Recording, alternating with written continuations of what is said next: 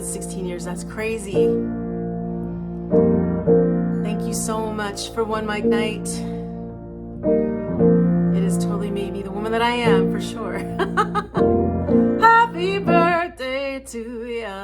Happy birthday to ya. Happy birthday. Happy birthday to ya. Happy birthday to ya. Happy birthday.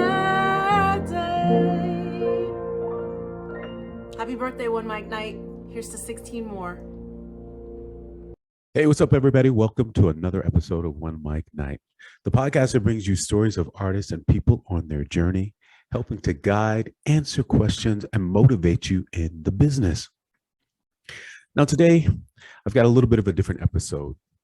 Now, as you know, I interview people on OneMicNite podcast, and we talk about their inspirational journeys and their life and how to make your life better.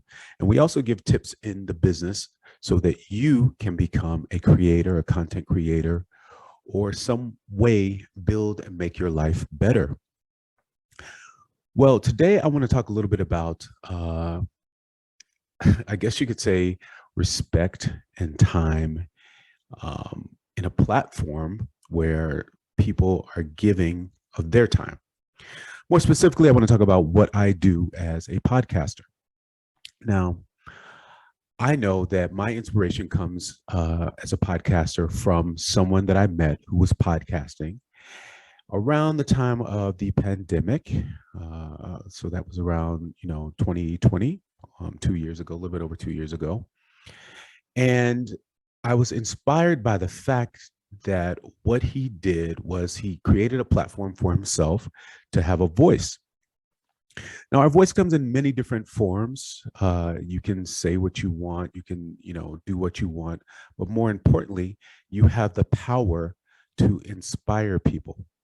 And what this particular person did, and I've had him on my podcast, and I'll give a shout out to him. His name is Sean Inspires. He is a life coach, so he uses his voice to help inspire people in their life as well. Now, the thing that I like about podcasting is that for many years, you guys all know me from OneMicNite, hosting live series shows in venues all around New York City. And I've managed to take this brand. Actually, 2 days ago was my 16th anniversary of OneMicNite. And I've allowed my platform to be a platform for other artists. So basically giving spotlight to other people in what they do. And I've enjoyed it. My pleasure comes from being inspired by other artists, whether it's visual, music, acting, poetry, writers, whatever artistry you're in. I derive some sort of inspiration and I take some value from what you do as creators. So I built this platform based on that particular thing. So for those of you who don't know the story of OneMicNite, I'll give you the quick history of it. I was bartending in a restaurant in the West Village, and I wanted to help generate some business. So myself as being an actor, I remembered working with this woman who was in another restaurant, and she played the cello, I believe at the time. She played the cello. And I said, well, what if I invite this woman over to this place and we have some live music and we create something and maybe it'll generate some business. So I did that. Her name is Maritri. And you can find her in episode 1 of OneMicNite podcast and hear her incredible, inspiring journey. So we propped the door open, people came in, and it just became a beautiful thing that night, generated some business.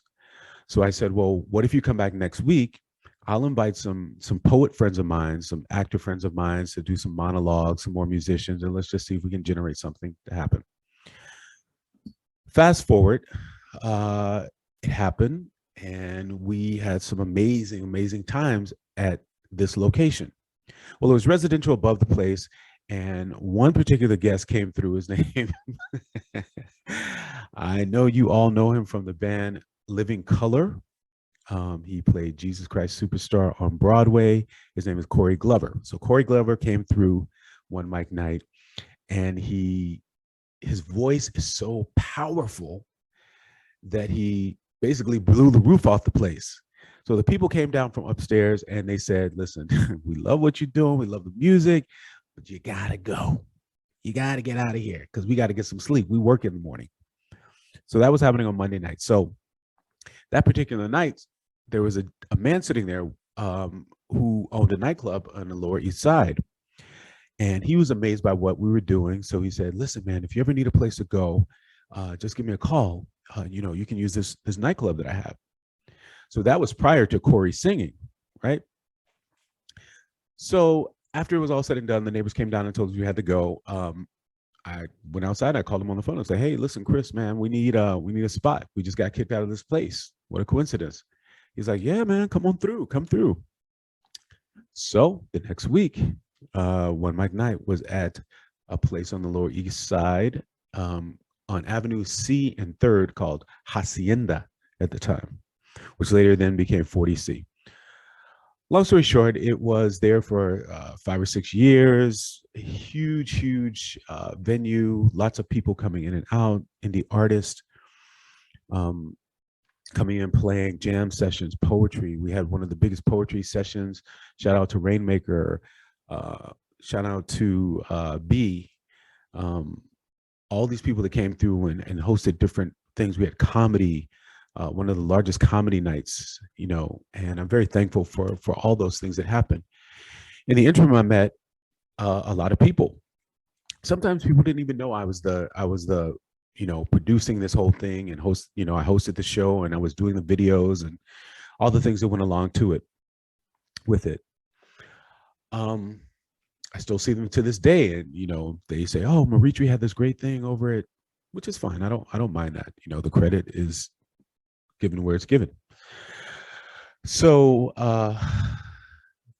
to fast forward to the pandemic in 2020, where I switched this brand to a virtual platform. So I decided to open up this brand to a podcast.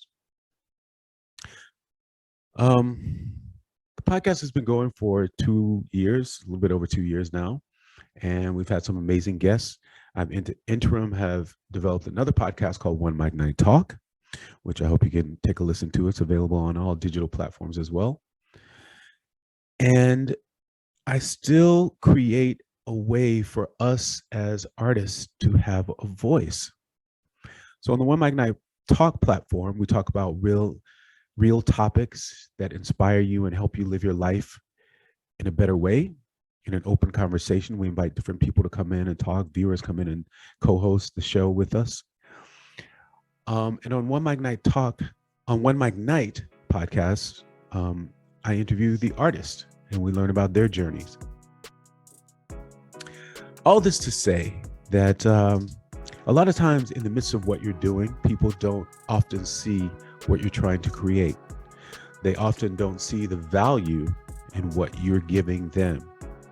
Now, I'm not saying that I'm providing a huge platform for any people, but I'm providing a platform, period, for people to come on and speak and tell their story and, inspire people with their journey. And I would hope that people have the same courtesy extended to me when they deal with me in this venue and platform. So all that to say, over the last week or so, I've had some challenges, trying to make the show work, reorganizing, booking guests. And yes, I do everything on my own because I haven't reached a point where, I could necessarily pay a lot of people to do it. So I do it. I enjoy doing it. I enjoy learning how to edit. I enjoy learning how to book guests and talk to people and, make things work. A whole production side that I never knew about. Editing video, editing audio, all these things that were sort of put in my lap, which now I'm efficient in.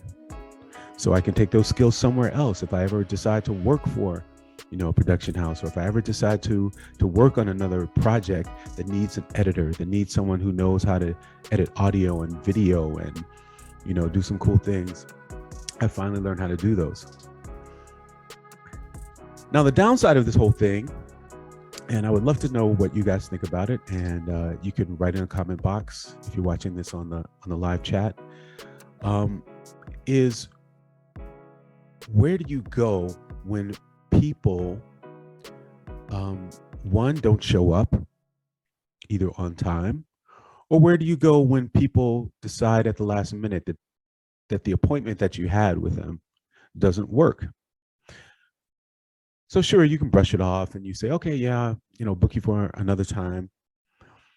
But in turn, and not just with this podcast, when you do that to people, what you're actually saying in effect is that you don't really value their time. Now, if you give them a heads up and you let them know, hey, listen, we have something booked in a couple of days or whatever, or tomorrow, I can't make it. I'm sorry.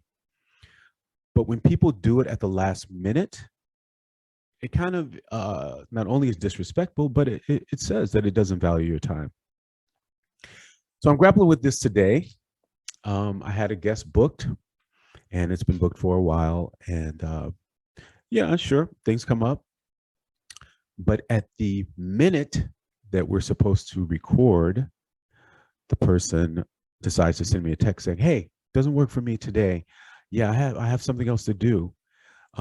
Yeah, let's choose another time.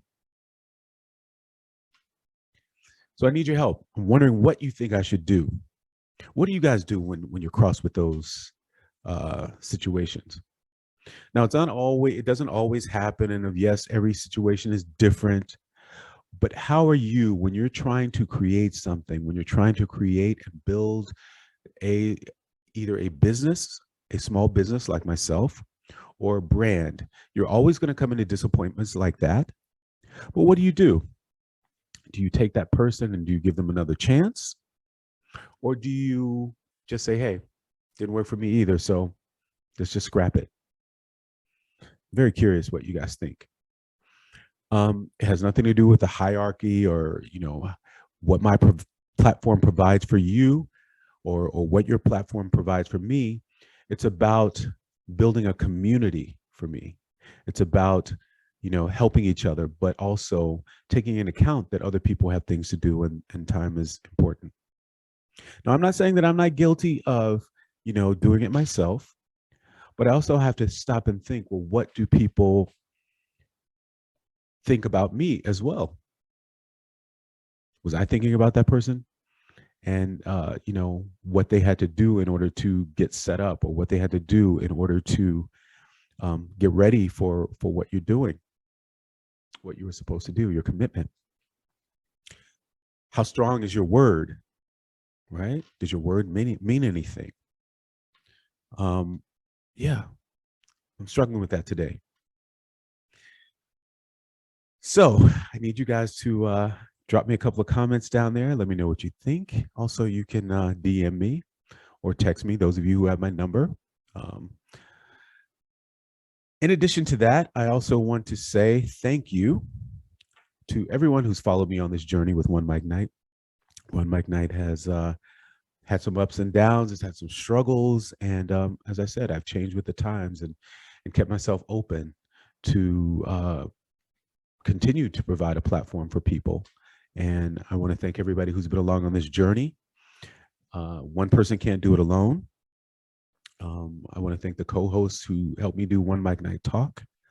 And I want to thank those people who just show up ready and understand the value of what we're doing. We're creating a community of artists, a community, a networking community, because you never know what happens in the future. You never know when someone, taps you on the shoulder and say, hey, listen, do you know a painter that could paint a mural? Or do you know a violinist who could play at a wedding, or, who could sit in, who could replace somebody in an orchestra? And these are the contacts that we're creating. We're creating a community that helps. Your network is your net worth. So whether you're doing financial, whether you're doing art, whether you're just friends, you want to surround yourself with people who take pride and take care of you and value the things around you and ultimately challenge you to make your life better in different ways. So 16 years, 2006, July 15th, OneMicNite was started, and I have no plans of stopping. I want to thank you guys all for being with me on this journey of OneMicNite and in my personal career as an actor and a filmmaker and an artist, an all-around artist. Because of you, I've created something special that it's helped a lot of people along the way. So thank you. Be on the lookout for the OneMicNite merchandise soon. I hope all of you will help the small business grow. And yeah, I'm working on the merchandise today. So thank you guys for this journey. You can follow me, if you already don't know, at Marcos Luis, MarcosLuis. And the show, of course, is OneMicNite. OneMicNite is spelled OneMicNite. I also want to give a shout out to Alvaro Arts, who created this incredible painting of me right back when OneMicNite started. He's an amazing artist, so make sure you follow him on social media. He's a celebrity artist, and thank you for that. Yeah. So I guess this is the birthday podcast, and I just wanted to get a few things off my chest and also show my gratitude. Thank you, everyone. Thank you. I'm out. Hello. Just wanting to do this video to wish an incredibly sweet 16 to OneMicNite and its founder, who, I mean, has just inspired so many artists of so many disciplines in so many spaces, both in person and digitally. I am wishing a sweet 16 more and a sweet 16 more and a sweet 16 more after that. Thanks for the memories, for creating the space, and for the beautiful intention and the just efforts that create so many little pockets of artist family around the city and in other spaces. So yeah, happy sweet 16 to OneMicNite. Hi, this is Keita P, and I want to give a big shout out to Marcos Luis, curator and founder of OneMicNite, which is an amazing artist showcase that provides enormous amounts of opportunity for artists, performing artists, to be on stages in New York City. So shout out to him, and shout out to OneMicNite because they are celebrating 16 years. So happy sweet 16. I actually got my start on New York City stages January 2008 at Hacienda Lounge at a OneMicNite. So thank you for providing me that opportunity to get started, and many more opportunities after that. So happy birthday to you. Happy birthday to you. Happy birthday. Yeah. Happy birthday to you. Happy birthday to you. Happy birthday, dear OneMicNite. Happy birthday to you. Happy birthday, OneMicNite. Love you.